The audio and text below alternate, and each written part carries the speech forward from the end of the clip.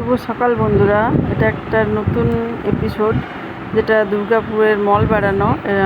তো আমরা দুর্গাপুরে গেলে আমরা মল যাই, না গেলে হয় না, ভালো লাগে না, বেশ ভালো লাগে ঘুরতে মলটা।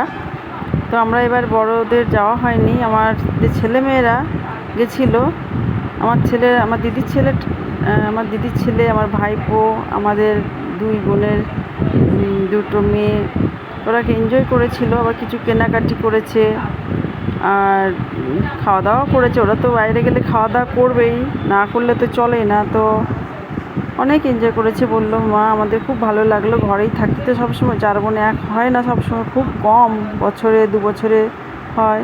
তো খুব ভালো ঘুরেছিল বললো, খুব মজা করেছে। তারপরে ওরা তাড়াতাড়ি ব্যাক করে গেছিলো ঘরে, কারণ পরের দিন আমার ভাইদের ফ্লাইট টিকিটে কাটা ছিল, ওদের মা বেটা ওরা যাবে